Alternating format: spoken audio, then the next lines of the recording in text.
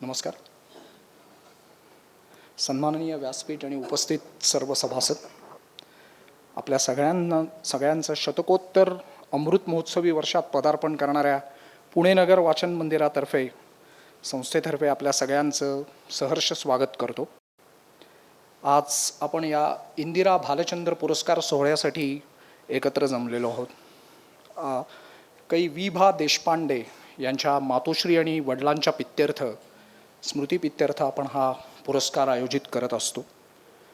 पुणे नगर वाचन मंदिर आणि वि. देशपांडे यांच्या संयुक्त विद्यमानाने आपण हा पुरस्कार आयोजित करतो. आपल्याला सगळ्यांना माहितीच आहे की गेली 174 वर्ष पुणे नगर वाचन मंदिर पुण्यनगरीच्या सांस्कृतिक आणि वाचन विश्वामध्ये आपला ठसा उमटवत आहे. विविध उपक्रम पुणे नगर वाचन मंदिर वाचनप्रेमींसाठी घेऊन येत असतं. वर्षभर आमच्या संस्थेमध्ये वेगवेगळ्या प्रकारचे उपक्रम राबवत असतो आपण.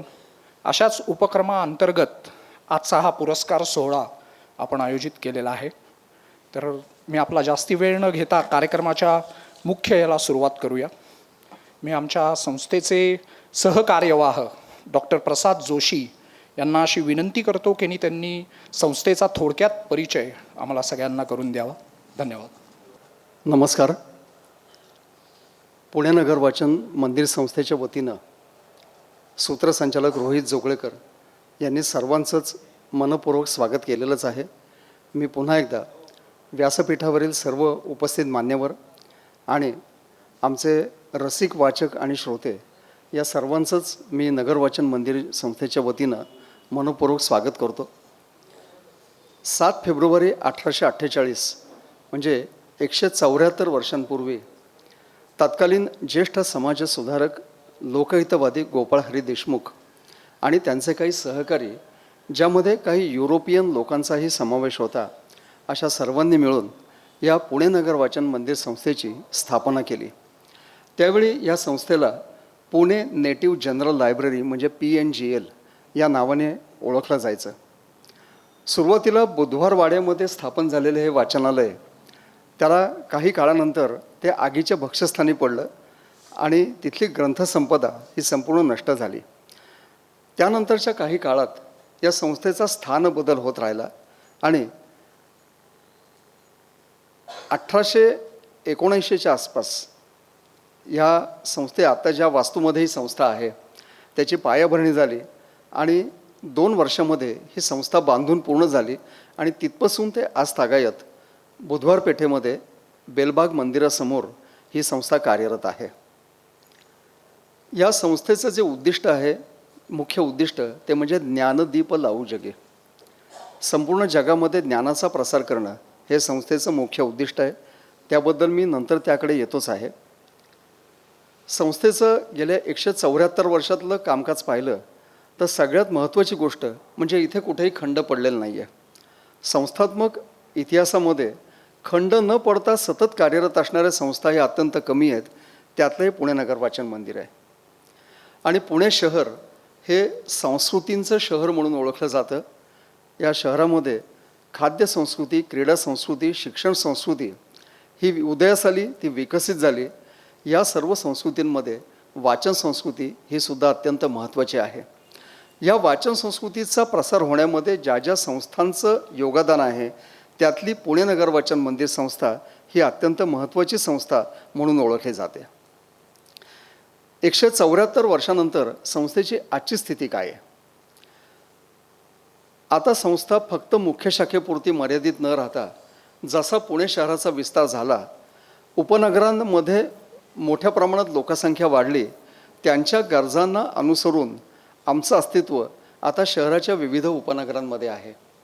कोथरूड, वारजे, कर्वेनगर, सिंहगड रोड, बिब्बेवाडी, पाषाण आणि इंग्रजी पुस्तकांचा स्वतंत्र विभाग भरतनाट्य मंदिर चौकात शिवालय इमारतीमध्ये अशा या ब्रँचेसच्या नेटवर्कमधून हे आमचं कामकाज चालतं. सुमारे 80,000 ग्रंथसंपदा ही पुणे नगर वाचन मंदिरकडे उपलब्ध आहे. प्रामुख्याने मराठी आणि इतर भाषांचा विचार केला तर संस्कृत आणि काही पुस्तकं ही परकीय भाषांमधली सुद्धा उपलब्ध आहेत. इंग्रजी भाषेतील 14,000 ग्रंथ नगर वाचन मंदिरमध्ये उपलब्ध आहेत. त्याचप्रमाणे एक सांगायला आनंद वाटतो की वाचन संस्कृती ही कमी होत चाललेली आहे जनमानसामध्ये असं म्हटलं जातं. परंतु आमच्या बालवाचकांची संख्या जर लक्षात घेतली तर एकट्या बिब्बेवाडी शाखेमध्ये ही संख्या 250च्या पुढे आहे. आणि सर्व 6 ब्रँचेसचा नेटवर्कचा विचार केला तर बालवाचकांची संख्या ही 800च्या पुढे जाते. त्यामुळे बालांमध्ये वाचन संस्कृती टिकून आहे आणि ती जोपासली जाईल याचा प्रयत्न हा पुणेनगर वाचन मंदिरतर्फे केला जातो. मी आत्ताच बोलताना असा उल्लेख केला की ज्ञानदीप लावू जगी असं आमचं मुख्य ध्येय आहे. ह्या ध्येयाला अनुसरून हे जसं ग्रंथाला ऐतिहासिक आहे त्याचप्रमाणे पारंपरिक आणि आधुनिक अशा दोन्ही ज्ञानांचा संगम साधण्याचा आम्ही प्रयत्न केला आहे. आणि ह्याच आधुनिकतेच्या तत्त्वाचा अंगीकार करून आम्ही मोठ्या प्रमाणामध्ये डिजिटायझेशन म्हणजे अंकेक्षणाचा प्रकल्प हाती घेतला आहे. 2019 साली या प्रकल्पाला सुरुवात झाली. सुरुवातीला काही काळ आम्ही अडखळलो, पण 2 ऑक्टोबर 2020 म्हणजे महात्मा गांधी जयंतीपासून ते आत्तापर्यंत आम्ही इन हाऊस डिजिटायझेशन म्हणजे आमच्या स्वतःच्याच संस्थांतर्गत हा प्रकल्प आम्ही चालवलेला आहे. नुकताच डिसेंबर 2021मध्ये आम्ही विकीशी करार केला आणि विकिमीडिया कॉमन्स या प्लॅटफॉर्मवरती जी दुर्मिळ पुस्तकं आहेत त्यामध्ये आमचे 450 ग्रंथ आत्ता आपल्याला वाचनासाठी उपलब्ध आहेत. आत्ताची जी आपली गरज आहे ती म्हणजे बॉर्डरलेस नॉलेज. ज्या ज्ञानाला भूराजकीय सीमा नाहीत अशा पद्धतीच्या ज्ञानाचा प्रसार करणं आणि इक्विटी आणि ॲक्सेस या 2 तत्वाला अनुसरून ही सर्व पुस्तकं फ्री उपलब्ध आहेत. ती 24/7 आहेत. म्हणून ॲक्सेस आणि इक्विटी या दोन्ही याचा कन्फर्मेशन या प्लॅटफॉर्ममधनं होतं आहे. 2019 आणि 2021 ही 2 वर्ष आपल्याला महाराष्ट्रामध्ये जे एक विशेष प्रकारची डिझास्टर्स आली, फ्लड्स आले, ती म्हणून आपल्याला लक्षात आहेत. 2019चा जो महापूर आला त्यामध्ये सांगली सार्वजनिक वाचनालय आणि 2021मध्ये चिपळूण सार्वजनिक वाचनालय इथल्या ग्रंथसंपदेचा पाण्याने भिजून अक्षरशः लगदा झालेला आहे. भविष्यात असे प्रसंग आता त्याच्यावरती आपलं नियंत्रण नाही, परंतु जे दुर्मिळ ज्ञान आहे, जी दुर्मिळ पुस्तकं आहेत, अशा पुस्तकांचं अंकेक्षण करण्याचा प्रकल्प हा पुणेनगर वाचन मंदिराने राबवला आहे.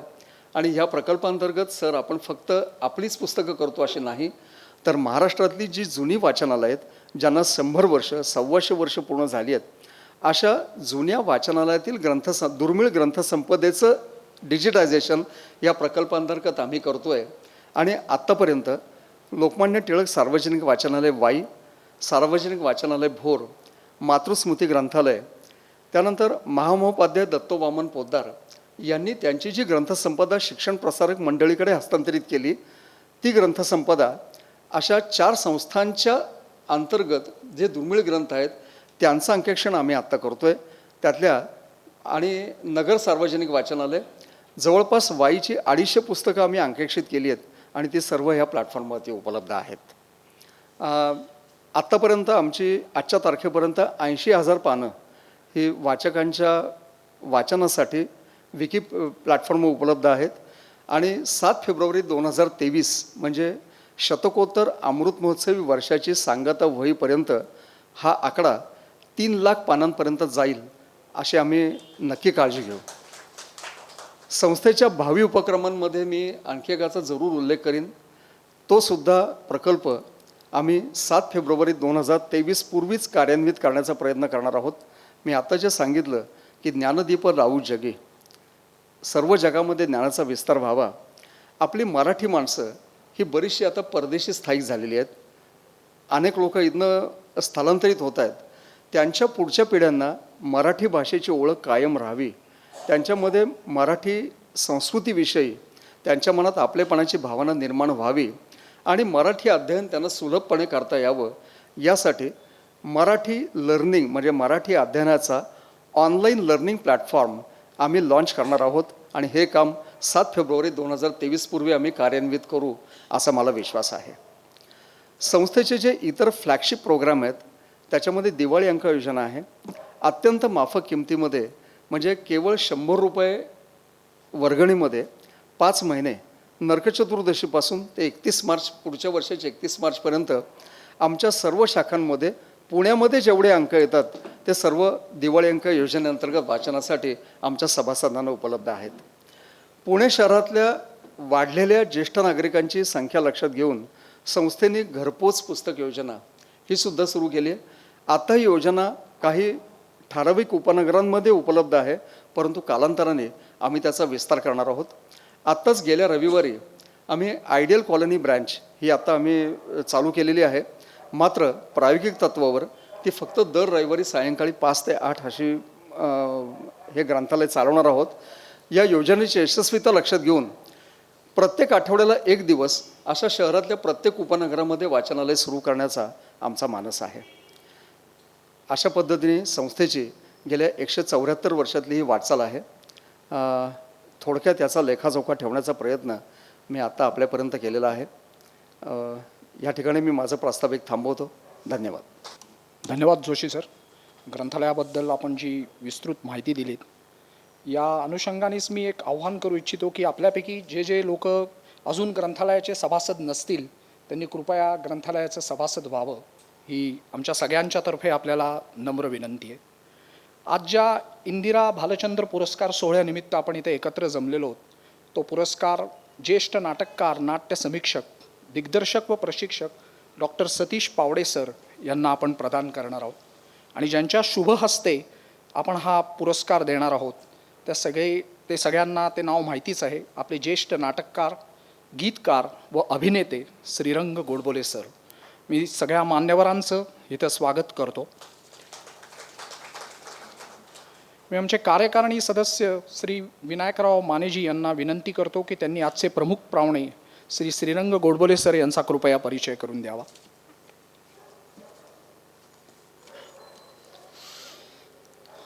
मराठी रंगभूमी, चित्रपट, TV लेखक, दिग्दर्शक, निर्माता, अभिनेता, गीतकार आणि इव्हेंट डिझायनर अशी बहुप्रतिभा लाभलेले माननीय श्रीरंगजी गोडबोले आज आपल्याला या ठिकाणी प्रमुख अतिथी म्हणून लाभलेत. त्यांचं मी मनपूर्वक स्वागत करतो. खरं तर शिक्षण आणि इलेक्ट्रिक इंजिनियर असलेले श्रीरंगजी 1979मध्ये त्यांनी थिएटर अकादमी पुणे येथे प्रवेश केल्यावर रंगमंच अभिनेता म्हणून त्यांच्या कारकिर्दीला सुरुवात झाली. जब्बार पटेल यांच्या घाशीराम कोतवाल व पडगम, सतीश आळेकरांच्या महानिर्वाण, प्रलय, भिंत व अतिरेकी यामध्ये त्यांनी भूमिका केल्या. 1986मध्ये त्यांनी स्वतःची नाटके लिहायला सुरुवात केली. त्यांनी भारतातील ग्रिप्स थिएटर मुवमेंटसाठी लेखन सुरू केलं. यांनी अनेक TV मालिका आणि चित्रपटांचं दिग्दर्शन केलं. अनेक पुरस्कार सोहळे, त्यात सवाई गंधर्व महोत्सव, द पीप बाजार यासह अनेक कार्यक्रमांचे सूत्रसंचालन केले. त्यांनी TV मालिकांसाठी शीर्षक गाणी लिहिलीत, तसेच चित्रपटांसाठी गीतेसुद्धा लिहिलीत. संवाद लेखनसुद्धा केलेलं आहे. अनेक विविध संघटनावर त्यांनी काम केलं आहे. त्यात इंडियन मॅजिक आय प्रायव्हेट लिमिटेडचे अध्यक्ष, सेन्सॉर बोर्ड महाराष्ट्र राज्य त्याचे अध्यक्ष, अशा पद्धतीने त्यांनी काम केलेलं आहे. त्यांना अनेक पुरस्कारांनी सन्मानित आहेत. त्यात तुझा धर्म कोणचा या चित्रपटाला राष्ट्रीय पुरस्कार, महाराष्ट्र राज्य पुरस्कार सर्वोत्कृष्ट लेखक दिग्दर्शक अशा अनेक पुरस्कारांनी सन्मानित असलेले माननीय श्रीरंगजी गोडबोले आज या ठिकाणी लाभलेत. त्यांचं मी पुन्हा एकदा मनपूर्वक स्वागत करतो आणि थांबतो.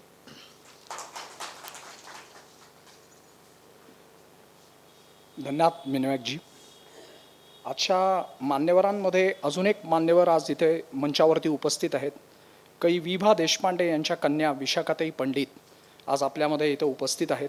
म्हणजे विभा सर नाही आहेत, परंतु त्यांच्या रूपाने प्रत्यक्ष विभा सरच इथे बसलेले आहेत असं आपण समजूया. तर आज त्या दुबईला असतात, परंतु त्यांच्या व्यस्त कार्यक्रमांमधनं सुद्धा त्या या पुरस्कार सोहळ्यासाठी जास्तीत जास्त वेळ देतात. त्याबद्दल संस्था त्यांचे ऋणी आहे. धन्यवाद. आपण आपल्या कार्यक्रमाच्या पुढच्या टप्प्यावरती येऊया. मी अशी विनंती करतो की संस्थेचे कार्यवाह सुवर्णाताई जोगळेकर यांना अशी विनंती करतो की त्यांनी आजचे प्रमुख पाहुणे डॉक्टर श्रीरंग गोडबोले सर यांचा कृपया सत्कार करावा.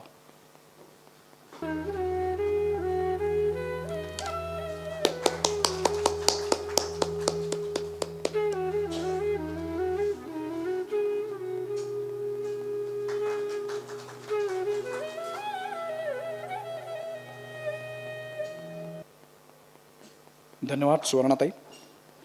ज्या पुरस्कार सोहळ्यासाठी आज आपण सर्वजण इथं एकत्र जमलेलो आहोत त्या पुरस्कार सोहळ्याविषयी आपल्याला माहिती देतील कै विभा देशपांडे यांच्या कन्या सौ विशाखाताई पंडित. मी विशाखाताईंना विनंती करतो की त्यांनी कृपया आम्हाला याची माहिती द्यावी. नमस्कार. आपल्या सगळ्यांचं आजच्या ह्या पुरस्कार सोहळ्यात स्वागत आहे. मी जेव्हा जेव्हा इथे या समारंभासाठी येते तेव्हा दरवेळेला मी असं ऐकते, हे लोक म्हणतात की त्या मुद्दामून वेळ काढून येतात. तर मला सगळ्यांना असं आवर्जून सांगावं असं वाटतं की यात काही विशेष नाही आहे. म्हणजे बाबा असते किंवा नसते तरी देखील म्हणजे तेव्हा कदाचित ती माझ्यावर इतकी जबाबदारी नव्हती म्हणून मी दर कार्यक्रमाला नव्हते येत. पण आता ती थोडीशी माझी बांधिलकी आहे असं मला वाटतं. जरी मी या क्षेत्राशी प्रत्यक्षपणे कुठेही संबंधित नसले तरी देखील एक समीक्षकाची मुलगी म्हणून मी पडद्यामागचं नाटक म्हणा किंवा नाटकाचा चौथा अंक म्हणा, काही म्हणू शकता तुम्ही त्याला, हे खूप लहानपणापासून जवळनं पाहिलं आहे. त्यामागचं लोकांची मेहनत, कसं लोक सगळं काम करतात हे पाहिलं आहे. आणि त्याबद्दल मला जो आदर आहे, कदाचित माझ्या पद्धतीने हे ऋण व्यक्त करण्याचा हा एक प्रकार आहे असं आपण म्हणू शकतो. आपण ऋण व्यक्त करण्याबद्दल जर असं म्हटलं तर खरं म्हणजे हा पुरस्कारही त्यातनंच सुरू झालेला आहे. 2013 साली बाबांना जेव्हा 75 वर्ष पूर्ण झाली तेव्हा त्यांनी असा विचार केला की तोपर्यंत बाबांना इतके पुरस्कार आणि इतके मानसन्मान मिळाले होते की तुम्ही कोणी आमच्या घरी कधी आला असलात तर घराच्या 4पैकी 3 भिंती त्यांच्या सन्मानचिन्हांनी भरलेल्या आहेत, ज्या आजही तशाच आहेत. तर तेव्हा त्यांनी असा विचार केला की आता कुठेतरी ही द्यायची वेळ आहे. म्हणजे एक शिक्षक म्हणून तर ते देतच होते वेगवेगळ्या प्रकारांनी, पण तरी देखील अशा प्रकारचं काम करणाऱ्या कोणाचा तरी आपण सन्मान केला पाहिजे ही भावना होती. आणि महत्त्वाचं म्हणजे त्यांनी ते स्वतःच्या नावाने न करता, म्हणजे त्यांच्या 75चं निमित्त घेऊन ते त्यांच्या नावाने हा पुरस्कार सुरू करू शकले असते, पण तरी देखील आईवडिलांचं ऋण हे व्यक्त करण्यासाठी म्हणून त्यांनी माझ्या आजी आजोबांच्या नावाने हा पुरस्कार सुरू केला. आज तिथे जे फोटो आहेत ते तुम्ही पाहू शकता, माझ्या आजी आजोबांचे फोटो आहेत त्याच्यात. त्यामुळे कुठेतरी ही देण्याची भावना यात सगळ्यात खूप महत्त्वाची होती. आणि त्यातही विशेष असं होतं की नाटकाशी संबंधित पुरस्कार द्यायचा तर तो कुठल्या तरी म्हणजे संहितेला नाही द्यायचा, कारण त्यांना अनेक प्रकारे कुठे ना कुठेतरी रिकग्नेशन मिळत असतं नाटकाच्या संहितेला. पण त्या पलीकडे जाऊन लोक जे काम करतात, समीक्षात्मक काम करतात, जो बाबांच्या सगळ्या कामाचा मूळ गाभा होता, तर त्या प्रकारच्या कामाला रेकग्नेशन मिळणं खूप अवघड असतं. म्हणजे आत्ताच बोलताना पावडे सर म्हणत होते की या प्रकारचा रिसर्च हा आता हळूहळू कमी होत चालला आहे.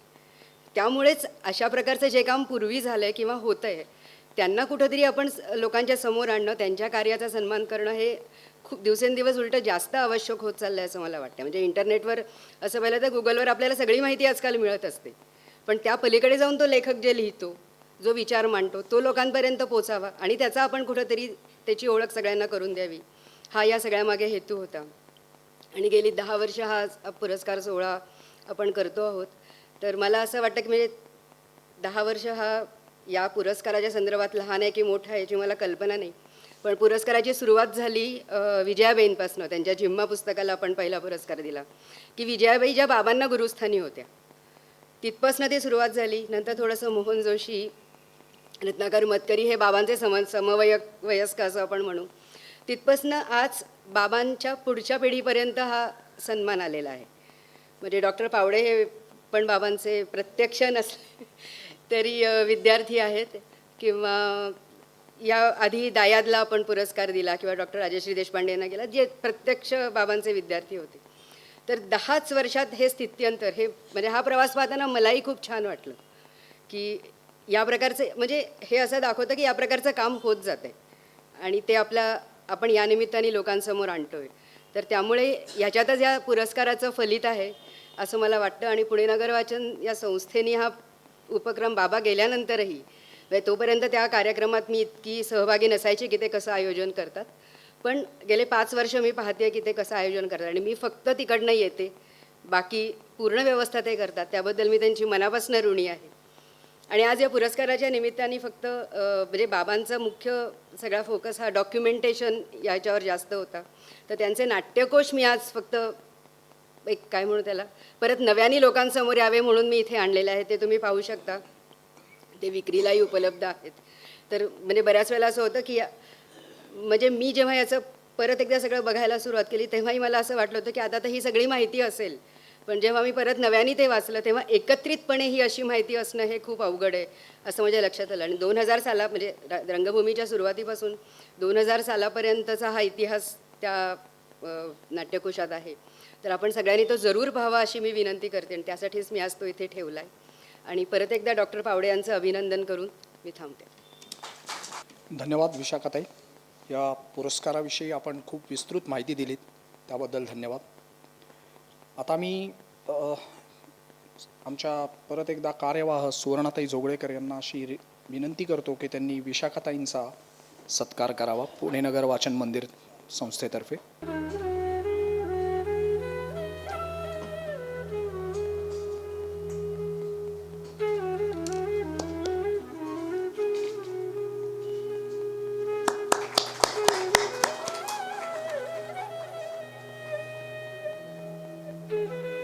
धन्यवाद.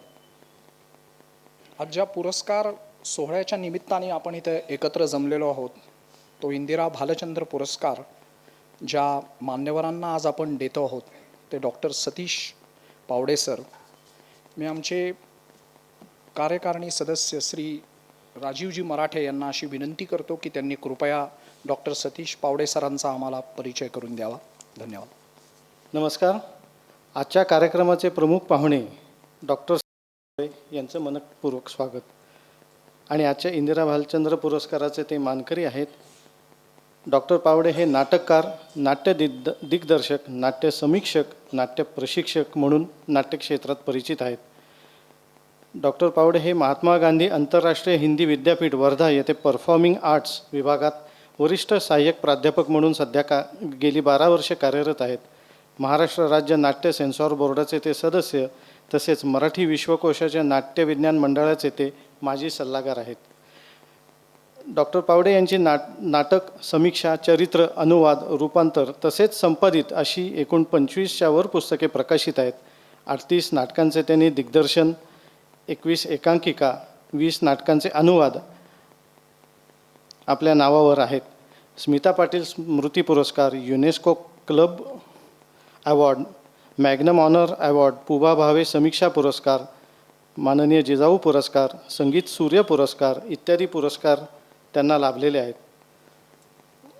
कामगार कल्याण मंडळाचा सर्वोत्कृष्ट प्रायोगिक नाट्यलेखक तसेच लागोपाठ 3 वर्ष सर्वोत्कृष्ट नाटककार हा पुरस्कार आपल्याला प्राप्त आहे आणि पुरस्काराची हॅट्रिकही केलेली आहे.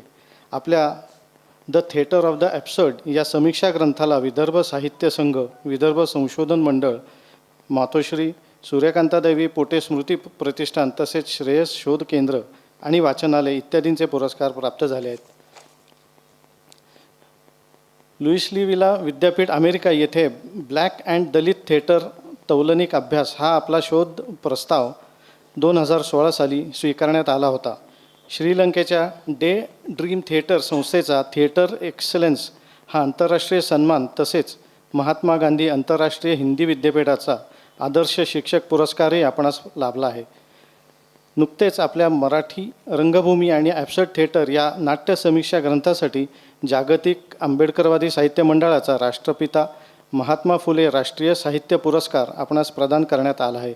याशिवाय राष्ट्रीय शिक्षक पुरस्कार, राष्ट्रमाता जिजाऊ पुरस्कार, स्वामी विवेकानंद राष्ट्र निर्माण पुरस्कार, मराठी सेवा सन्मान, आंबेडकर साहित्य पुरस्कार, डॉक्टर श्रीकांत जिचकार साहित्य सेवा सन्मान आदी महत्त्वपूर्ण पुरस्कारांनी आपणास गौरवण्यात आलेला आहे.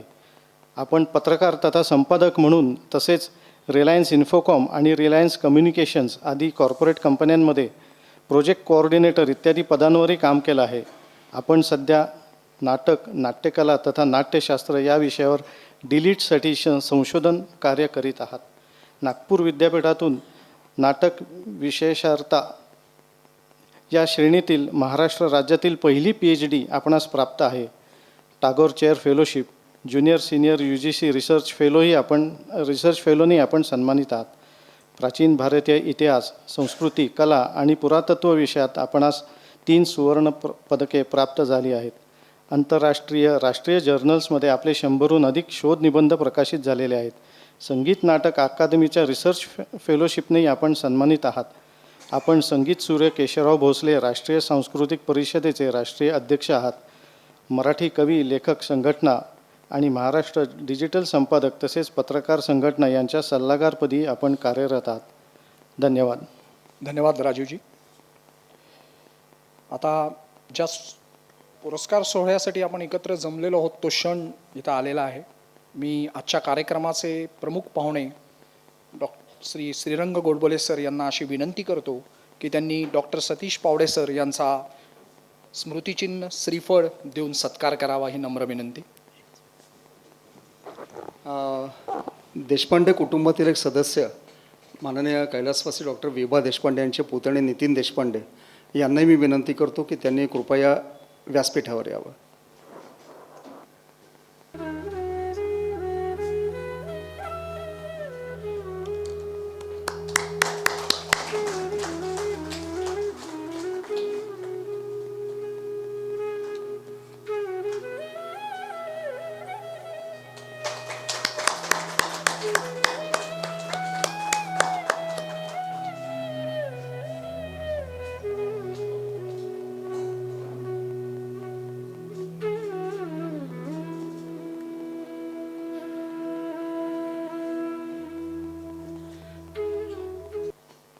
या पुरस्कार सोहळ्याचं औचित्य साधून मी डॉक्टर सतीश पावडे सर यांना अशी विनंती करतो की त्यांनी कृपया आपलं मनोगत व्यक्त करावं. पुणे नगर वाचन मंदिर ज्यांचा 148-49 वर्षांचा इतिहास आहे आणि लोकहितवादी हे अत्यंत महत्त्वाचं नाव भारतीय सांस्कृतिक इतिहासामध्ये आहे, त्यांनी ही स्थापन केलेली आहे. आणि अशा संस्थेचा पुरस्कार मला मिळतो आहे, तर मला असं वाटतं की मी सातत्याने काम करणारा माणूस आहे. दखल घेतली जाते नाही जात याचा कधी विचार, पण हे अत्यंत आश्चर्य योगायोग अशा अनेक गोष्टी त्याच्या मागे आहेत. म्हणजे आम्हाला घडवणारी जी पिढी त्या काळामध्ये होती, म्हणजे पत्रकारितेमध्ये मी माझी 20 वर्षे गेली. बाबा दळवीसारखा अत्यंत प्रकांड पंडित पत्रकारितेतला पावा गाडगीळ हे मला गुरुस्थानी लाभले. जेव्हा मी थिएटरमध्ये आलो, मी मध्ये कॉर्पोरेटमध्ये पण जवळजवळ 8-10 वर्ष काम केलं, तर रवींद्र आवटीसारखा माणूस कॉर्पोरेट गुरु आम्हाला मिळाला. आणि जेव्हा नाट्यक्षेत्रामध्ये काम करत होतो तर तेव्हा विभा देशपांडेसारखा गुरु, खरं तर ते मीच त्यांना बनवलं, कारण अशी मोठी माणसं सहजासहजी सापडत नाहीत. आचार्य यादव वेलणकर, विभा देशपांडे, महेश एलकुंचवार अशी माणसं माझ्या आयुष्यात आली. आजच्या या पुरस्कार वितरणाच्या कार्यक्रमासाठी जे उपस्थित आहे त्याच्यामध्ये पुणे नगर वाचन मंदिराचे अध्यक्ष मधु मिलिंद मेहेंदळे सर, उपाध्यक्ष बाळासाहेब देशमुख, सहकार्यवाह प्रसाद जोशी, डॉक्टर सतीश देसाई, विशाखा पंडित, जे सूत्रसंचालन करतात आहे ते रोहित जोगळेकर, आभार प्रदर्शन करणार आहे ते संकेत देशपांडे, माझा परिचय ज्यांनी अत्यंत मोठा परिचय अत्यंत छान पद्धतीने करून दिला ते राजीवजी मराठे,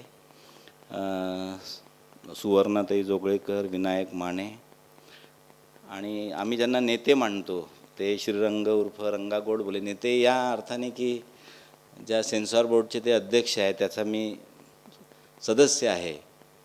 आणि जो माणूस लीडरशिप, कल्चरलची लीडरशिप असते ती सेन्सॉर बोर्डाकडे सामान्यपणे असते, कारण कंट्रोल करण्याचं काम, अर्थात ते त्या सेन्सॉर त्या माइंडसेटचे नाही आहेत, पण त्या दृष्टीनंही आम्ही त्यांना आमचे नेते म्हणतो ते श्रीरंग गोडबोलेजी. आजच्या या कार्यक्रमाबद्दल ज्यांना माहीत झालं ते खास आवर्जून आले तर डॉक्टर प्रेरणा उबाळे आहेत, हिंदी विभागाच्या अध्यक्ष आहे मॉडर्न कॉलेजच्या. रिलायन्सचे माझे मित्र आहेत सुधीर नांदुरकर, सचिन, आणखी काही विद्यार्थी पण येणार आहे असं कळलं, आले की नाही मला माहीत नाही.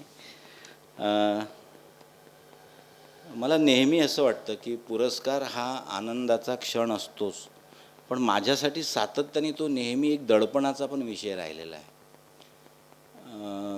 तो जो पिरियड असतो त्यातून बाहेर पडणं फार कठीण असतं, कारण कुठलाही पुरस्कार म्हणजे बा तुम्ही खूप मोठे आहात आणि तुम्ही खूप मोठं काम केलेलं आहे तो म्हणून दिला जात नाही असा माझा समज आहे. तर आता जेवढं केलं त्याच्यापेक्षा आणखी मोठं काम तुम्हाला करायचं आहे, ही जबाबदारी एखादा पुरस्कार तुमच्यावर टाकत असते.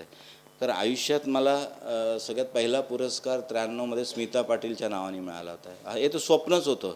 स्मिता पाटील माझी अत्यंत आवडती नटी, आणि दुर्दैव हे होतं की मी लोकमतला नोकरी करायचो, रात्री ड्युटी होती, आणि स्मिताच्या मृत्यूची बातमीही मला त्या दिवशी लिहावी लागली, जी मी लिहू शकलो नाही.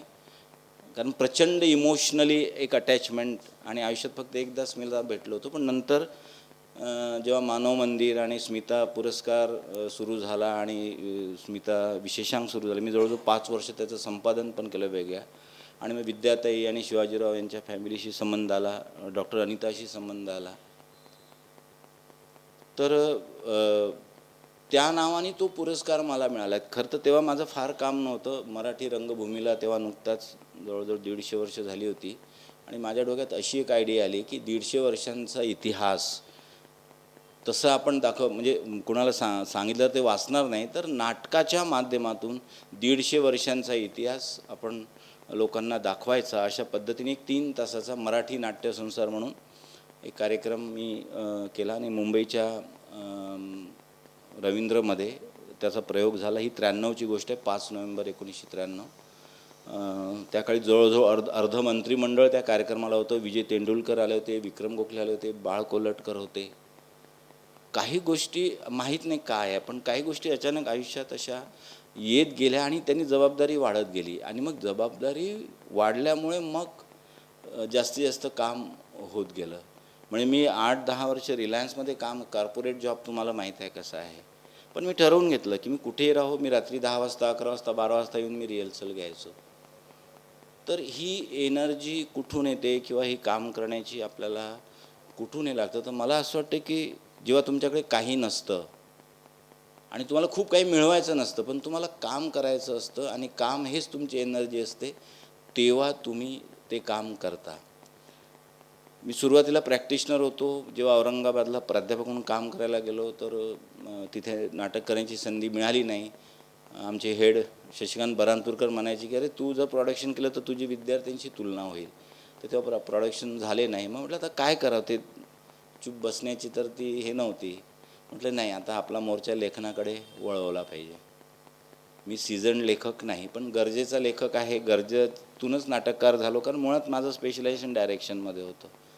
असं करता करता लेखनाकडे वळलो. आणि आत्ता यात कोरोना काळात तर म्हणजे काय करावं, आयुष्याचे सगळे प्रश्न समोर उपस्थित होते, अस्तित्वाचे प्रश्न आपल्या. आणि मला असं वाटलं की अरे हे परत जे सो कॉल्ड आपण ॲब्सर्डिटी 1960 साली असं आलं म्हणायचो, रंगायंचा इतिहास सगळ्यांना माहीत आहे. मला वाटलं आत्ता खरं ॲब्सर्डिटी आलेली आहे, जे भोगलं आपण 3 वर्षामध्ये कोरोनाच्या काळामध्ये. मी तेव्हा फक्त 6 तास झोपायचो आणि बाकी उरलेलं तास पूर्ण ठरवून घेतलं होतं की ही एक संधी आहे. कोरोना काळ हे संकट जरी असले तरी ही संधी आहे. आणि या काळामध्ये खूप कामं केली. फक्त 6 तास मला झोपायला, कारण तेव्हा बाहेर पण निघता येत नव्हतं. बाहेर निघाले की पोलीस दंडे घेऊन तयार राहायचे. सुरुवातीच्या काळामध्ये जर हे चित्र तुम्हाला माहीत असेल तर अशी स्थिती, असे योगायोग, अशा काही आश्चर्यजनक घटना होत गेल्या आणि त्यातून काम होतील. मला वारसा कुठलाच नाही आहे. माझे वडील जेल शिपाई होते, माझे आजोबा शेतकरी होते, माझे वडील 4थी शिकलेले, बाकी घरात काही म्हणजे असं. आणि अत्यंत एका लहान खेड्यामधून मी आलो होतो. पण मला एक आठवते की ज्या खेड्यातून मी आलो ना, ते खेडं फार महत्त्वाचं आहे. ते कदाचित तुम्ही नाव ऐकलं असेल की नाही माहीत नाही, पण मी एक नाव घेईल तर तुम्हाला ते आठवेल. त्या गावाचं नाव आहे धनोडी, बहादरपूर, वर्धा जिल्ह्यामध्ये. हे मूळ गाव आहे बॅरिस्टर अभ्यंकरांचं. पुणे विद्यापीठाचे जे पहिले कुलगुरू होते मेने, ते त्या गावातले होते. मधुकर आष्टीकर शिकण्यासाठी त्या गावात होते. आणि एवढंच नाही तर माझ्या गावापासून अगदी 9 किलोमीटर नायगाव नावाचं एक गाव आहे. हे गाव तुम्हाला माहीत असेल. गुलाबराव पाटील शिसोदे नायगावकर, ज्यांनी महात्मा फुलेंचा सत्यशोधक जलसा करते, फार मोठे पाटील होते. 500-1000 एकर जमीन त्यांच्याकडे होती. पण ते सगळं सोडून त्यांनी फुल्यांचं आणि मग नानासाहेबांचं पत्री सरकारचं वगैरे त्या ह्याच्यामध्ये फार मोठं काम त्यांनी त्या काळी केलेलं आहे. त्याच्यानंतर ज्या ज्या वाचनालयांना म्हणजे कसा योगायोग जुळतो ते पहा. म्हणजे या वाचनालयाला आता जवळजवळ आपण त्याला द्विहीरक महोत्सव म्हणू शकतो, 150 वर्षापर्यंत आलेला आहे. पण 100 वर्षाची परंपरा असले 5 जे वाचनालय आहे ते माझ्या गावाच्या आसपास आहे.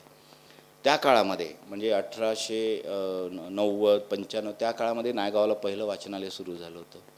माझ्या गावामध्ये जे वाचनालय किबे वाचनालय त्याला 100 वर्षाचा इतिहास. आरबी नावाचा बाजूला तालुका आहे, तिथल्या वाचनालयाला 100 वर्षाचा इतिहास. मी ज्या वर्धेला राहतो त्या वर्धेचं जे सार्वजनिक वाचनालय त्याला 100 वर्षाचा इतिहास आहे. तिथून 100 किलोमीटर दूर यवतमाळ आहे, तिथल्या वाचनालयाला म्हणजे आसपास जवळजवळ 100-125 वर्षाचा इतिहास असणारे वाचनालय आहेत.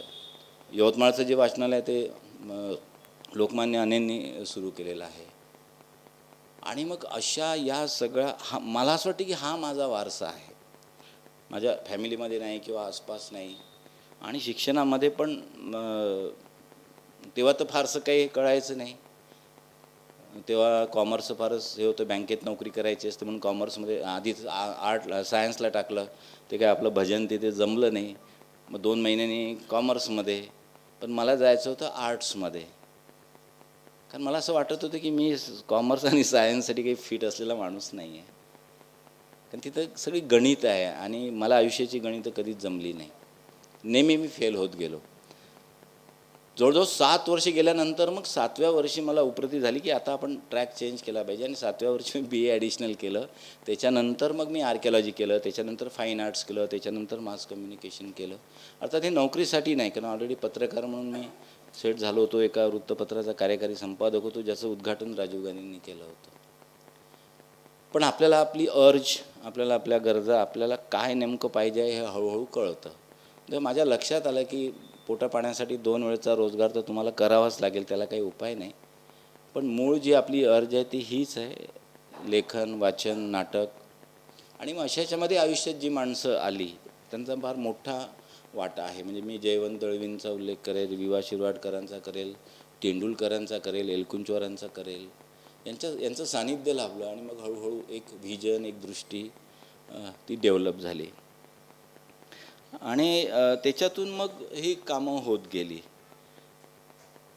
आणि खरं तर म्हणजे विशाखाला पण हे माहीत नव्हतं की सतीश पावडे कोण आहे किंवा सरांचे माझे काय संबंध आहे. पण एकदा जेव्हा कुठल्या संदर्भात त्यांनी मला फोन केला होता माहीत नाही, बहुतेक या कोशाच्या संदर्भात फोन केला होता. मला खूप आनंद झाला.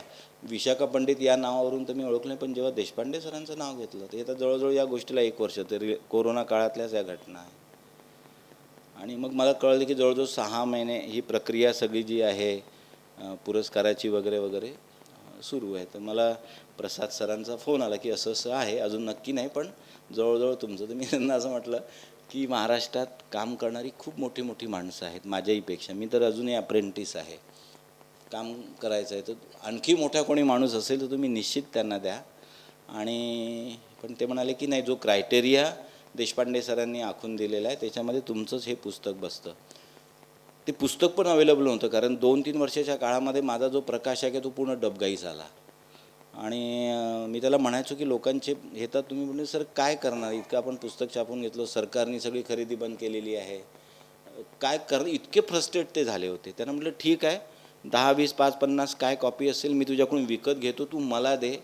पण खरंच जिथे गरज असेल तिथे मी पाठवतो. मग वितरक जे आहे लिमये त्यांच्याकडे मग मी ती कॉपीज पाठवण्याची. म्हणजे असं खूप गमती जमती या पुरस्काराच्या याच्या मागे आहे. पण आता तो दिवस आज आला आहे की एवढ्या सगळ्या याच्यामधून तो पुरस्कार आज मला मिळाला. आणि म्हणजे आमच्या जडणघडणीमध्ये मी तेव्हाही सांगितलं, माझ्याकडे नेहमी त्यांचा पत्रावर असायचा. आणि ते हाडाचेच शिक्षक होते. आपण कशासाठी, तेव्हा तर फोन म्हणजे आपल्याकडे मोबाईल वगैरे नव्हतेच. मग ते खूप ते मास्तर की त्यांची सुरू होऊन जायची, अरे असं करायचं असतं, असं करायचं असतं. आणि PhDच्या याच्यामध्ये मला त्यांची खूप खूप मदत झाली. नंतर जे रिसर्च केलं इवन त्याच्यामध्ये पण त्यांच्या पुस्तका, माझ्याकडे खूप संदर्भ मी घेतलेला आहे माझ्या पुस्तकामध्ये त्यांचे. तर कोणता माणूस आपल्या आयुष्यात कसं स्थान, आणि मग कधीतरी त्याच नावाचा संदर्भ असलेला पुरस्कार आपल्याला मिळतो, हे सगळं योगायोग, आश्चर्य, अशा अनेक गोष्टी त्याच्यामध्ये आहे. दुसरी गोष्ट जी वाचनालयाची आणि एकूण हे संयोजक जे आहे यांची कामाची पद्धती पण मला खूप आवडली. म्हणजे बाकी सगळ्या ठिकाणी नावाचा फार हे असतो की बा मला बसू दिलं नाही चेअरवर किंवा माझं नाव नाही घेतलं किंवा असं. इथे मी पाहिलं की सगळेच लोक की नाही नाही आमचा डेकोरम हा आहे, याच पद्धतीने काम होईल. मी त्यांना म्हटलं की बा मी काही नावं टाकू का की मला पुरस्कार मिळाला. तर ते म्हणे नाही सर, फार तर तुम्ही सुवर्णाताईंचं नाव टाकू शकता किंवा अध्यक्षांचं, बाकी कोणाचं, माझं नाव तर अजिबात नाही टाकायचं. तर हे पण मला आवडलं, कारण आजच्या काळामध्ये असं आहे की नेम फेम पब्लिसिटी हा सगळा अत्यंत म्हणजे फार चिंतेचा आणि चिंतनाचा विषय झालेला आहे. खरं तर खूप बोलायचं होतं, खूप आहे, पण मला असं वाटतं की हे जे निमित्त आहे मी कृतकृत्य झाल्यासारखं मला वाटतं. आणि सगळ्यात महत्त्वाचं मी जे नेहमी म्हणतो की माझ्यावर प्रचंड परत दडपण आता वाढलेलं आहे. तर शक्य आहे की हे दडपण मला भविष्यात आणखी काही चांगल्या गोष्टी माझ्या हातून करून घेईल. बरेचसे प्रोजेक्ट मी घेतलेले आहे, हातात आहे. बघूया काय होतं पुढे भविष्यात, मला माहीत नाही. मला 18 तास असं वाटते की 24 तासाचा दिवस का असावा, 48 तासाचा का नाही. म्हणजे कमीत कमी परत आपल्याला 30-40 तास काम करता येईल, कारण पुढचा क्षण तुमच्या हातात नसतो. जब तक है तब तक काम करो. पण ठीक आहे, जेवढं आपल्याला मिळतं आहे. तर मी लोकहितवादींची, देशपांडे सरांची, त्यांची प्रेरणा मी घेऊन जातो आहे. आणि या पुरस्काराच्या संदर्भात मी आपला ऋणी आहे. अनेक असं असतात की आपण एखाद्या व्यक्तीला पुरस्कार देतो तर त्या व्यक्तीमुळे पुरस्कार मोठा होतो. पण लोकहितवादी पुणे नगर वाचन मंदिराच्या पुरस्कारामुळे मी मोठा झालो असं एक मला वाटायला लागलं आहे. आणि हे सगळ्यांनी विचारलं की कसं शक्य आहे. म्हटलं मलाही माहीत नाही कसं शक्य आहे, पण झालं हे. प्रोटोकॉल होता की कसं झालं हे सांगायची गरज नसते. म्हणे तू कुठे विदर्भातला, खेड्यापाड्यातला, तिथला कुठला माणूस आणि त्या पुण्याच्या एका इतक्या ऐतिहासिक संस्थेचा पुरस्कार तुला मिळाला. पण ज्या दिवशी मिळाला, घोषणा झाली, बातमी आली, त्या दिवशीपासून मला तसं खरंच यार आपण आजपासून मोठं झालेलं आहे असं वाटायला लागलं आहे. पण मी ते मोठं होणं म्हणजे मला अधिक काम करण्याची प्रेरणा मिळणं, मला अधिक काम करण्याची संधी मिळणं आणि आणखी जवळजवळ 10-1 वर्षाचे प्रोजेक्ट्स माझे तयार आहेत आणि काम करत राहायचं आहे. बघूया काय होतं. तर पुणे नगर वाचन मंदिराचे सगळे कार्यकर्ते, पदाधिकारी यांचा मी मनःपूर्वक आभारी आहे. या संस्थेच्या प्रेमापोटी जी मंडळी इथे आलेली आहे त्यांचाही मी मनःपूर्वक आभारी आहे. आणि श्रीरंग गोडबोले यांच्या हस्ते मला पुरस्कार मिळतो आहे, ही माझ्यासाठी आणखी महत्त्वाची गोष्ट आहे. तर हा सगळा चांगला योगायोग आहे. आणि विशाखाताई पण आता मुक्त होणार आणखी 1 वर्षापर्यंत, पुढच्या पुरस्कारापर्यंत. तर त्यांचेही मी मनःपूर्वक आभार मानतो. आणि माझ्या ज्या भावना होत्या त्या मी व्यक्त केल्या इथे, त्या मी संपवतो. धन्यवाद. थँक्यू. धन्यवाद पावडे सर. किती मोठा झाला तरी त्याची नाळ आपल्या गावाशी कशा पद्धतीने जुळली गेलेली असते याचं आज सरांनी त्यांच्या भाषणामध्ये आपल्याला दिसून आलं. परत एकदा सरांचे खूप धन्यवाद, या पुरस्कार सरांनी स्वीकारला त्याबद्दल. मी आता गोडबोले सरांना विनंती करतो की त्यांनी या पुरस्कारानिमित्त आपलं मनोगत व्यक्त करावं. इंदिरा बालचंद्र पुरस्काराच्या या सोहळ्यात मला नगर वाचन मंदिराने बोलावलं, त्याबद्दल मी त्यांचा अत्यंत आभारी आहे. डॉक्टर पावडे सरांचा सत्कार करायला मला बोलावलं आहे. ते माझ्यापेक्षा ज्ञानाने आणि कर्तृत्वाने ज्येष्ठ आहेत. पण ही अशी विसंगती अनेक वेळा असते की ज्याचा सत्कार असतो त्याच्यापेक्षा खूप कमी काम केलेल्या माणसाला तो सत्कार करायला सांगतात. आणि विशेषतः जेव्हा राजकीय पुढाऱ्यांना सत्कार करायला सांगतात तेव्हा हा विरोधाभास आणखीन स्पष्ट होतो. एखाद्या विद्वान माणसाचा जेव्हा एखादा राजकीय नेता सत्कार करतो, काही राजकीय नेते विद्वान असतात, नाही असं नाही, परंतु अनेकदा हा विरोधाभास दिसून येतो. आणि तसाच विरोधाभास थोडासा आजही आहे, कारण पावडे सरांचं काम खूप आहे. मी त्या मानाने नाटक या क्षेत्रामध्ये काम करतो, पण त्यांनी ज्या पद्धतीने त्या क्षेत्रात अत्यंत जाणीवपूर्वक निष्ठेने आणि त्या प्रकारचं संपूर्ण काळ त्यात जो व्यतीत केलेला आहे तो खरंच अत्यंत उल्लेखनीय असा आहे. याचं कारण आम्ही भुंग्यासारखे फिरत असतो. नाटक करतो, कधी टेलिव्हिजन करतो, कधी सिनेमा करतो, कधी आणखीन कुठेतरी जातो. स्थिरचित्त नाही. पण सरांचं स्थिरचित्त आहे. त्यांनी अनेक पुस्तकं लिहिली आहेत, अनेक प्रबंध लिहिले आहेत, अनेक पेपर्स लिहिले आहेत. अत्यंत कॉन्सन्ट्रेशननी त्यांनी नाटक या विषयावरती काम केलं आहे. त्यामुळे मला असं वाटतं की मला त्यांच्याबद्दल आदर व्यक्त करण्याची संधी या निमित्ताने मिळाली असंच मी मानतो. 2-3 गोष्टी मला या निमित्ताने स्पर्श कराव्याशा वाटतात बोलताना. एक म्हणजे नगर वाचन मंदिर 1848 पासून जी आता 174 वर्ष वाचन संस्कृतीसाठी झटत असलेली एक संस्था आणि पुण्यासारख्या एका ज्याला आपण संस्कृतीचं माहेरघर म्हणतो, विद्येचं माहेरघर म्हणतो, हा किताब या शहराला मिळण्यासाठीच्या अनेक संस्था अत्यंत महत्त्वाच्या आहेत. मग अगदी भारत इतिहास संशोधक मंदिर असेल किंवा अशा नगर वाचन मंदिर असेल, या सगळ्या संस्थांनी हे शहर घडवलेलं आहे आणि ते घडवण्याचं काम या संस्था अजूनही करत आहेत. इतकी वर्ष सलग सातत्याने काम करत राहणं ही सोपी गोष्ट नाही. परंतु पुणे असं महानगर जरी बनत चाललेलं असलं तरीसुद्धा अजूनही तो जुना पीळ या शहरामध्ये आहे. अजूनही ते कार्यकर्ते आहेत जे कार्यकर्ते निष्ठेने त्याच्यामध्ये काम करत राहतात. मी असं पुण्यात म्हटलं जातं की प्रत्येक माणूस पुण्यातला एका तरी संस्थेचा सहकार्यवाह तरी असतो किमान, आणि किमान 4 संस्थांचा तरी सदस्य असतो आणि त्याच्याबद्दल त्याच्या मनामध्ये प्रचंड अभिमान पण असतो की मी या संस्थेचा हे आहे. मी आम्ही जेव्हा थिएटर अकॅडमीमध्ये होतो तेव्हा आम्हाला तो असाच अभिमान होता की आम्ही थिएटर अकॅडमीचे आहोत. पण तो एक पीळ होता. आता मी व्यवसायानिमित्त मुंबईत राहतो. मुंबईत हा पीळ नाही कुठलाही. हा पीळ पुण्यात आहे किंवा अजूनही काही शहरांमध्ये हा पीळ असेल. हा पीळ मुंबईत नाही. मुंबईत जे चालतं ते टिकतं. नाटकाची आत्ताची दुर्दशा मुंबईची जर का आपण बघितली, विशेषतः प्रायोगिक नाटकातली, तर आता काही कोणी शिल्लकच राहिलेलं नाही. याचं कारण ते महानगर एका अशा वेगाने चाललं आहे, आणखीन अशा एका परिस्थितीमध्ये चाललं आहे की या सगळ्या लोकांना, ही सगळी कामं करणाऱ्या माणसांना तिकडे स्थानच उरलेलं नाही. माणसं एकत्रच येऊ शकत नाहीत. अंतरांमुळे असेल, तिथल्या प्रवासाला लागणाऱ्या वेळामुळे असेल, धकाधकीच्या जीवनामुळे असेल. पण पुण्यात ते अजून आहे. पुण्यामध्ये अजूनही प्रायोगिक नाट्यसंस्था आहेत. पुण्यामध्ये अजूनही नगर वाचन मंदिरसारख्या संस्था आहेत. तर मला असं वाटतं की हे आपलं सांस्कृतिक वैभव आहे. आणखी ते वैभव टिकवण्याचं काम आपण करत आहात. तर जे आत्ता जोशी सर मगाशी म्हणाले,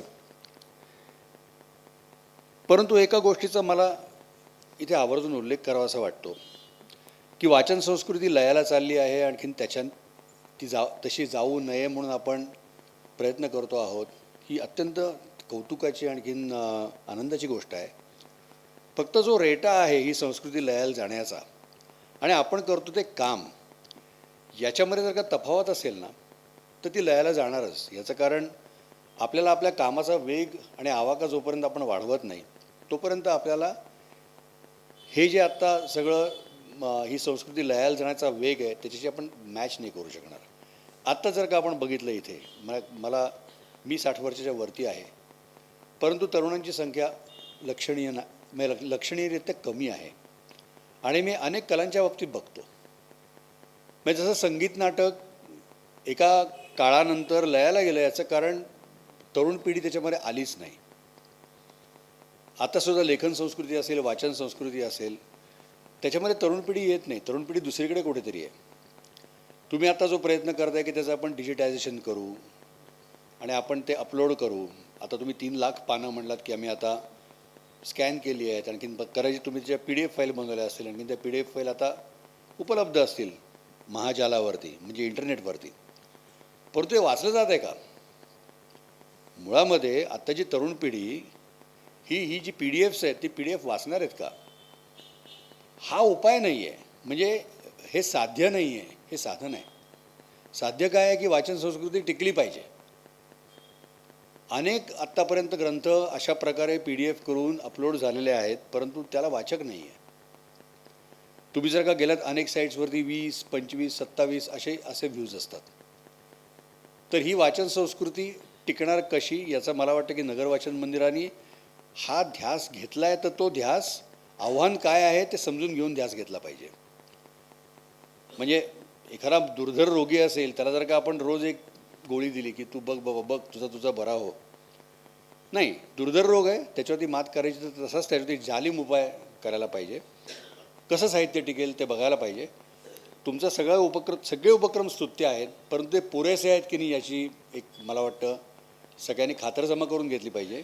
नाही तर आपल्याला असं वाटलं की आपण काहीतरी केलं पण नाही टिकलं, मग त्या प्रयत्नाला काही अर्थ राहत नाही.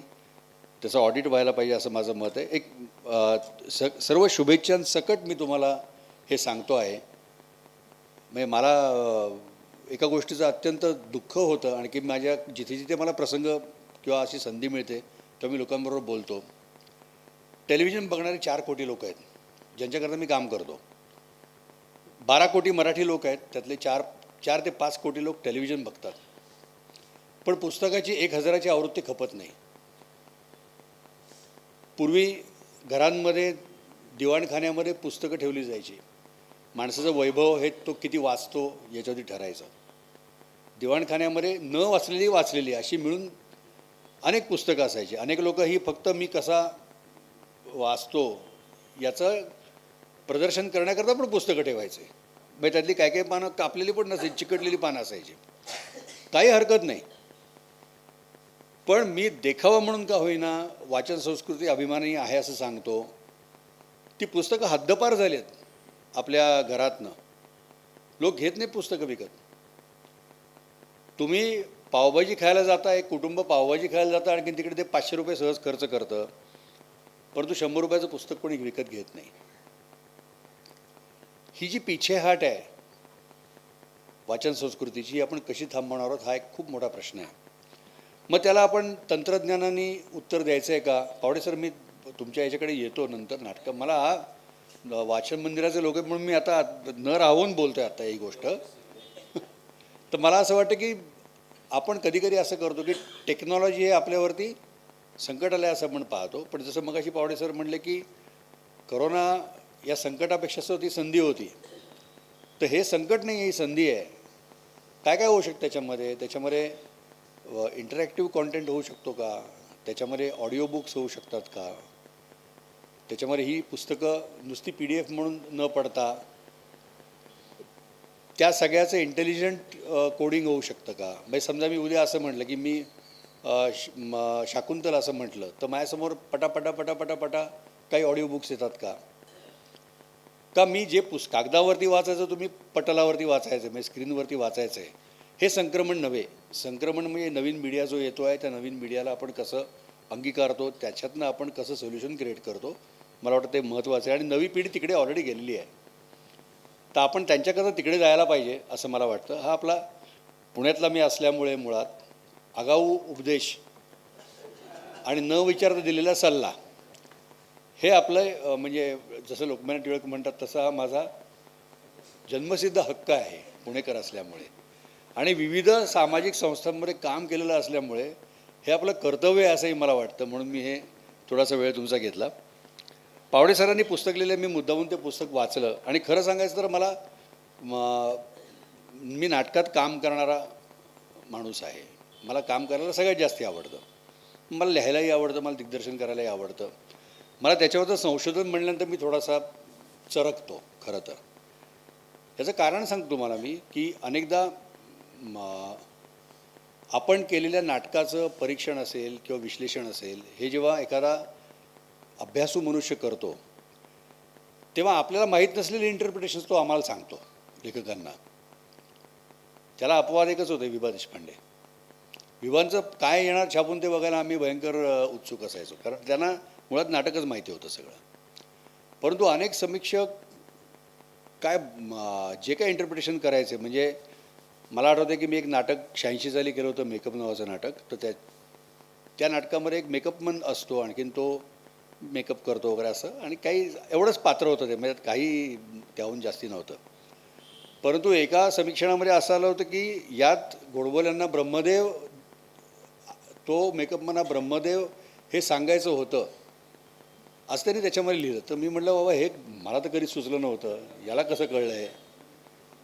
तर ते थोडंसं संशोधन म्हणल्यानंतर आणि विद्वान माणसं म्हणल्यानंतर आम्ही नाटकवाले थोडेसे दबकून असतो. पण मी यांचं पुस्तक वाचायला सुरुवात केलं आणि मग मी सुरुवात केली आणखी मग मी असं लक्षात आलं की हे पुस्तक म्हणजे इतिहास नाही आहे, ते पुस्तक म्हणजे जवळजवळ वर्तमान आहे. आणि मला खूप छान का वाटलं याचं कारण याच्यामध्ये जी सगळी माणसं आहेत त्या सगळ्या माणसांना मी भेटलो आहे, त्यांच्याबरोबर मी काम केलं आहे. म्हणजे मी जेव्हा पहिलं नाटक लिहिलं आणखीन त्या नाटकाचा प्रयोग बघायला तेंडुलकर आले होते आणि तेंडुलकरांनी मला सांगितलं की चांगलं लिहिलंस नाटक, तू लिहित राहा, तू लिहू शकशील पुढे जाऊन. त्यांची भविष्यवाणी कशी फोल ठरेल हे मी पाहिलं पुढे जाऊन. परंतु तेंडुलकरांचा सहवास मला लाभला. नंतर त्यांची नाटकं पण मी केली. मी त्यांचं मी जिंकलो मी हरलो नाटक अरविंद देशपांडे महोत्सवात बसवलं. त्यांच्या भेकडमध्ये मी काम केलं, घाशीराम कोतवालमध्ये काम केलं. तेंडुलकर हे आमच्याकरता लेखनामधले आपल्याकडचे शेक्सपियर म्हणा किंवा शेक्सपियर त्यांच्याकडचं तेंडुलकर म्हणा, जे काय असेल ते. परंतु एक युगप्रवर्तक लेखक मराठीमधले हे विजय तेंडुलकर आहेत, याबद्दल माझ्या मनामध्ये कुठल्याही प्रकारची शंका नाही. तेंडुलकर त्यांना भेटलो, त्यांच्याशी गप्पा मारल्या, बोललो.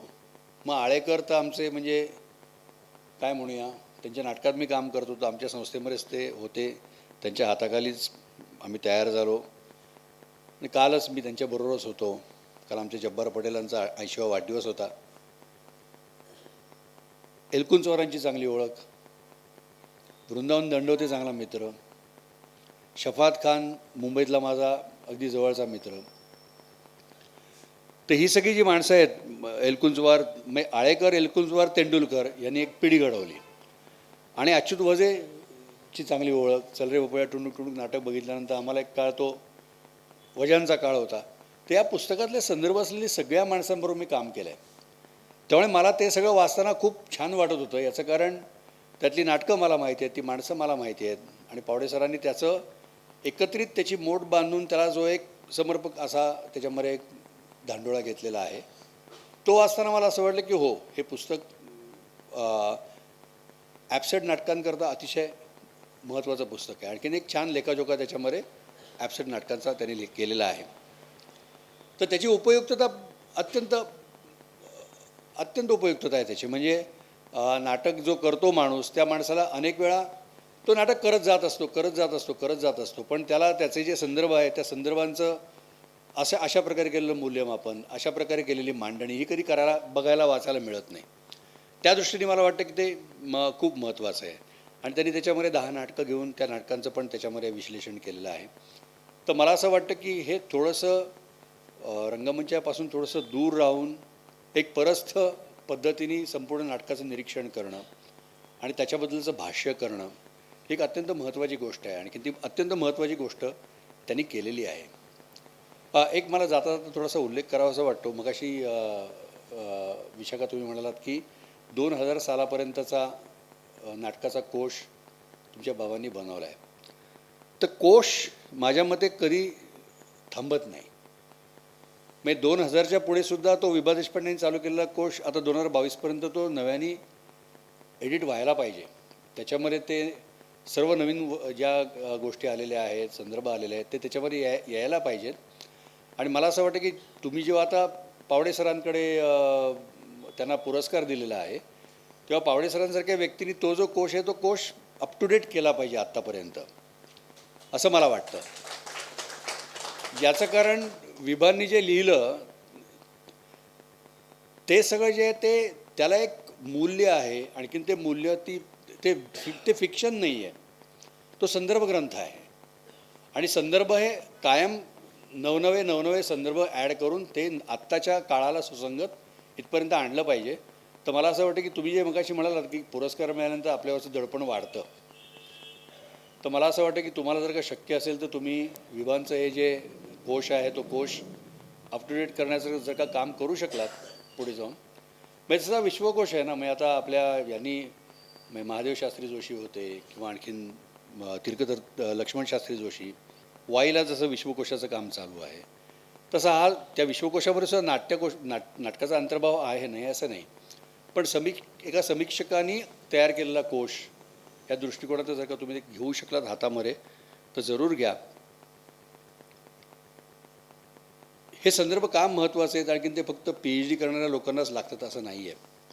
कुठेतरी आमच्या नाटकवाल्यांना पण कळलं पाहिजे की अधनंमधनं आपण थोडं मेकअप रूमच्या बाहेर जाऊन रिडिंग रूममध्ये जायला पाहिजे आणि वाचायला पाहिजे. नाही तर काय असतं ना, सगळे आत्मानंदात गुंग असतात सगळे. मी नाटक करतो, मला टाळ्या मिळतात, माझं कौतुक होतं, परंतु मी ॲनालिटिकल बनत नाही, मी विश्लेषण करत नाही, मी अभ्यास करत नाही. आणि हे अभिनेते आणखीन नाटकवाले लोक तर त्याबद्दल अत्यंत हे असतात, काय म्हणतात ना, आत्मसंतुष्ट असतात की मी फार काय म्हणूया, म्हणजे माझ्यासारखा नाटककार झालाच नाही.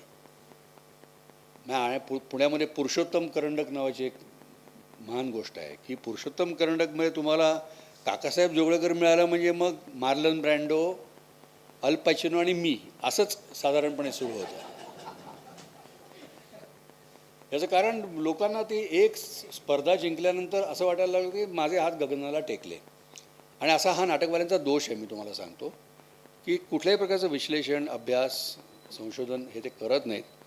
तर ही पुस्तकं जशी क्रमिक पुस्तकं लावतात ना कॉलेजला, तशी संस्थांनी पुस्तकं लावली पाहिजेत की हे वाचा. दुर्दैवाने पूर्वी फ्रायडे क्लब असायचे, स्टडी ग्रुप्स असायचे, त्याच्यावरही अशी पुस्तकं फिरायची.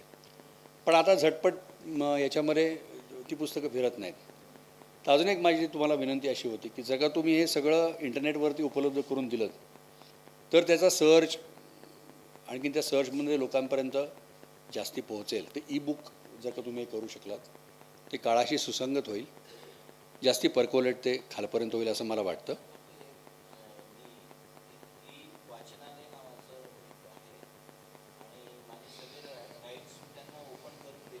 बरोबर.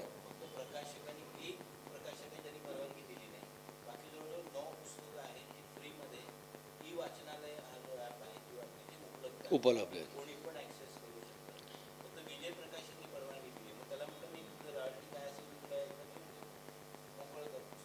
बरोबर.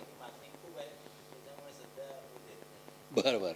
नाही, मराठी पुस्तकाला मागणी खूप आहे. हा म्हणजे माझ्याकरता एक अत्यंत आनंदाचाच विषय आहे. मी आता मला हे कुसुमाग्रज प्रतिष्ठानचे रानडे ना, विनायक रानडे भेटले आता. आणखीन ते पण आता अनेक पेट्यांमधनं सगळीकडे ही जी आपली सगळ्यांची धडपड आहे ना की वाचन संस्कृती टिकली पाहिजे, ती पुढे जायला पाहिजे, हे सगळं अत्यंत महत्त्वाचं आहे. आणखीन आपली सगळी मराठी जनता जी आहे ना, अनेकदा मी म्हणतो की त्याच्या एवढी दांभिक जनता कुठलीच नाही आहे. मराठी माणूस आहे ना इतका दांभिक आहे. आणि आपण हे आत्मपरीक्षण केलं पाहिजे.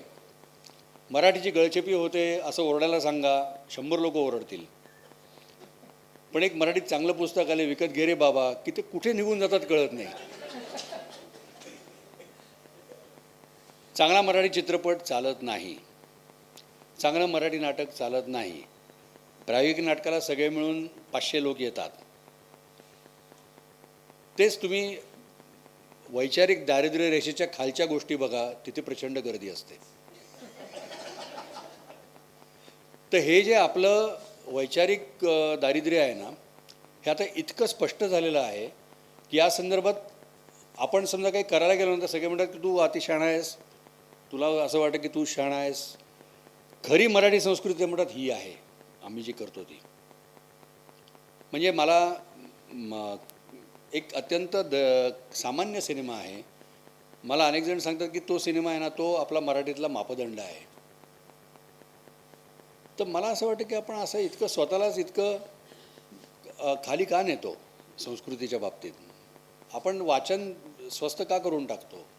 आपण आपली अभिरुची इतकी तळाला का नेतो. आपण आग्रही का नाही की मी चांगलं वाचेन. तर मला वाटतं की हे, आणि ही आत्ता माझं हे अरण्यरुदन आहे, मलाही कळतं आहे. आता इथे 50 माणसं आहेत आणि मी 14 कोटी मराठी लोकांमधल्या 50 लोकांसमोर बोलतो आहे, मलाही कळतं. We are not a popular culture any more. आपण हे मान्य केलं पाहिजे की आपण वाचणारे लोक, लिहिणारे लोक हे पॉप्युलर कल्चर नाही आहे मराठीचं. तुम्ही दिवाळी अंकाचं आता करताय, तर दिवाळी अंक हा माझ्यामध्ये जास्तीत जास्त लोकांच्या वाचनापर्यंत पोहोचणारा प्रकार आहे आत्ता. आणि त्यातले काय काही दिवाळी अंक खरोखर चांगले असतात, पण त्याच्यामध्ये आचरट दिवाळी अंक पण पुष्कळ असतात. आणि तुम्ही बघा कशाला जास्ती मागणी आहे. काही असे बुवा बी वगैरे असे आचरट दिवाळी अंक असतात, त्याला जास्तीत जास्त मागणी असेल. बघा, तुम्ही खोटं नाही बोलत. तर हे मला असं वाटतं की तुम्ही सगळे सुबुद्ध आणखीन नगर वाचन मंदिराचे सदस्य आहात, तर मला असं वाटलं की हे व्यासपीठ चांगलं आहे. स्वतःलाच ते हे असतात ना पोतराज, ते असे चाबूक मारून घेतात स्वतःला. तर हे ताडण मला वाटतं आपण सगळ्यांनी स्वतःला करून घ्यायला पाहिजे आणि डोळे उघडून बघायला पाहिजे की आपली संस्कृती लयाला चालली आहे. हे मान्य केलं पाहिजे आणि हे कसं वाचवता येईल याच्याकरता आपण जास्तीत जास्त प्रयत्न केले पाहिजेत असं मला वाटतं. नाहीतर आपल्या डोळ्यासमोर सूर्य जसं मावळत जातो ना, तशी ही सगळी संस्कृती मावळत जाताना आपल्याला दिसेल आणि मग त्यानंतर आपण सगळेच अंधारात जाऊ. अजूनही तुम्ही सगळे तरुण आहात, मीही अजून तरुण आहे. असं आता काय राहिलं आहे असं नाही. आपण ओपिनियन मेकर्स आहोत. आपण अनेक लोकांकरता एक चांगला प्रेसिडेंट तयार करू शकतो. तर मला वाटतं आपण तो प्रेसिडेंट तयार करूया. आणि पावडे सरांसारखे लेखक जे त्याच्यामध्ये अनमोल अशी भर टाकत असतात, तुम्ही त्यांना पुरस्कार देत असता. तर मला असं वाटतं की हा जो त्यातला जो कलेचा व्यवहार असं त्याला मी म्हणेन, हा जो व्यवहार आहे, हा व्यवहार अत्यंत मोठ्या पातळीवरती आणखीन सतत चालू राहायला पाहिजे. तर आपण आपली ही संस्कृती जी आहे, लेखन संस्कृती, वाचन संस्कृती, मराठी संस्कृती, नाट्य संस्कृती, संगीत संस्कृती ही टिकवू शकू.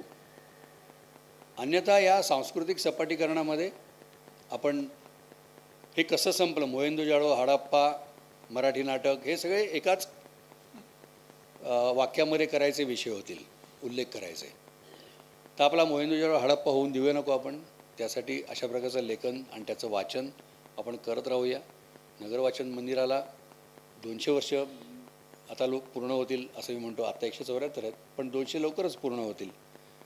तर तोपर्यंत मराठी नगर वाचन मंदिराने याच्यामधली ॲपेक्स पोझिशन घ्यावी, याचं धुरीणत्व घ्यावं असं मी म्हणेन. त्यासाठी जे काही प्रयत्न असतील ते आपण सगळ्यांनी मिळून त्यांना मदत करावी. हा परत एक पुण्याच्या लोकांचा गुण आहे बरं का, की तुम्ही काय करा हे आम्ही तुम्हाला सांगतो. पण त्याच्यामागे एक हे असते, सद्भावना असते. तर मला असं वाटतं की ती सद्भावना तुम्ही समजून घ्याल. पुन्हा एकदा मला इथे तुम्ही बोलावलं आणि सतीश पावडे सरांसारख्या एका ज्येष्ठ व्यक्तीचा सन्मान करण्याची मला संधी दिलीत, आदर व्यक्त करण्याची संधी दिलीत, त्याबद्दल मी वयाचं बोलत नाही, मी कर्तृत्वाचं बोलतो आहे. आणि मला वाटतं वयानेही तुम्ही मोठे आहात, म्हणजे काय on both counts you are senior to me. तर आपण त्याच्याबद्दल जन्मसाल वगैरे नंतर बोलू. परंतु खरंच ज्येष्ठ आहे त्याबद्दल माझ्या मनात कुठला संदेह नाही. मी तोंड देखलं बोलत नाही आहे. तर मला इथे बोलावलं, मला संधी दिलीत, त्याबद्दल मी पुन्हा एकदा तुमच्या सगळ्यांचे आणि नगर वाचन मंदिराचे आभार मानतो. आणि माझे 2 शब्द मी इथेच संपवतो. धन्यवाद. धन्यवाद सर. आपण जो आज अभ्यासपूर्ण आय ओपनर आम्हाला दाखवलात त्याबद्दल, विशेषतः संस्थेकडनं तुम्ही जो एक आरसा आम्हाला दाखवलात त्याबद्दल मी संस्थेकडनं तुम्हाला ग्वाही देतो की येणाऱ्या काळामध्ये आम्ही नक्कीच या आपण दिलेल्या सूचनांवरती विचार करून त्याप्रमाणे वागू किंवा रादर तुम्हाला करून दाखवू असं मला संस्थेतर्फे तुम्हाला ग्वाही द्यावीशी वाटते. आता आपण शेवटच्या टप्प्यावर येत आहोत कार्यक्रमाच्या. असं असतं की काही कार्यक्रम संपू नयेत असं वाटतात, परंतु वेळेच्या ह्याच्यानुसार आपल्याला कार्यक्रमाच्या शेवटच्या टप्प्याकडे आपण वळतो. तर मी आमच्या सांस्कृतिक समितीचे सदस्य श्री संकेत देशपांडे सर यांना अशी विनंती करतो की त्यांनी आभार प्रदर्शनाचं काम करावं. धन्यवाद. इंदिरा भालचंद्र पुरस्कार विजेते नाटककार, नाट्य दिग्दर्शक, नाट्य समीक्षक आणि नाट्य प्रशिक्षक डॉक्टर सतीश पावडे सर, ज्यांच्या शुभ हस्ते हा पुरस्कार देण्यात आला, ते सुप्रसिद्ध लेखक दिग्दर्शक मान्य श्रीरंग गोडबोले सर, कै विभा देशपांडे यांच्या कन्या विशाखाताई पंडित, डॉक्टर सतीश देसाई, विशाखाताईंचा परिवार आणि आपण सर्व उपस्थित श्रोतेगण यांचं मी पुणे नगर वाचन मंदिर यांच्या वतीने विशेष आभार मानतो. त्याचप्रमाणे आपलं हे व्हिडिओ शूटिंग जे करतात ते पुणे दर्पण आणि उपस्थित सर्व उपस्थित पत्रकार बंधू भगिनींचे विशेष आभार मानतो व हा कार्यक्रम इथं संपन्न झाला असे जाहीर करतो. धन्यवाद.